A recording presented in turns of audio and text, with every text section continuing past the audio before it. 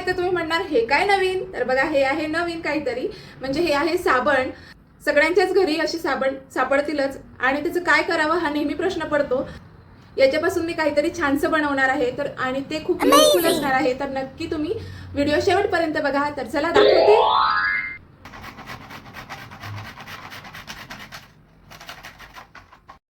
साबणाचा आधी किस बनवून घेतला आहे, त्यामध्ये हवा तो कलर घालायचा आहे. तर मी तो फूड कलर वापरत आहे आणि तुम्ही दुसरा कलरही याच्यामध्ये घालू शकता. अगदी किंचित आपल्याला यामध्ये कलर घालायचा आहे, थोडंसं पाणी घालायचं आहे, मिक्स करायचं आहे.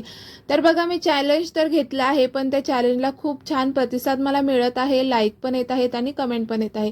थँक्यू सो मच, तुम्ही एवढा सपोर्ट करता आहे. तर तुमच्यासाठी ही छानसं मी तुम्हाला ट्रिक घेऊन आली आहे की आपल्याकडे जे साबण असतात उरलेले त्याचं काय करायचं. तर मी आज बनवत आहे हँडवॉशचं साबण. जिथे आपण बेसिंग ठेवलेली असते तिथं आपण हे साबण लटकून आपण हँडवॉशसाठी यूज करू शकतो.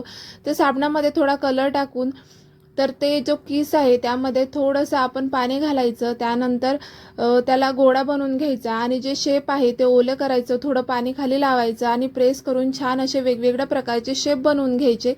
तर बघा अशा प्रकारे मी छान असे वेगवेगळ्या प्रकारचे शेप बनवून घेतले आणि मुलांना हे बघून तर फारच आवडतं. तर नक्की तुम्ही ट्राय करा. मीही माझ्या घरामध्ये ट्राय केलं. संध्याकाळी मुलांनी आल्यानंतर त्यांना इतका उत्साह झाला, ते 2-3 वेळेस आपसुकच गेले हँडवॉश करण्यासाठी. तर बघा असं आपण लटकून असं हँडवॉशसाठी आपण हे जे उरलेले साबण असतात छोटे छोटे, तर त्यापासून असं हँडवॉशचं साबण बनवू शकतो. तर तुम्हाला व्हिडिओ कसा वाटला, तर आवडला असेल तर लाईक करा, कमेंट करा आणि जास्तीत जास्त शेअर करा. बाय.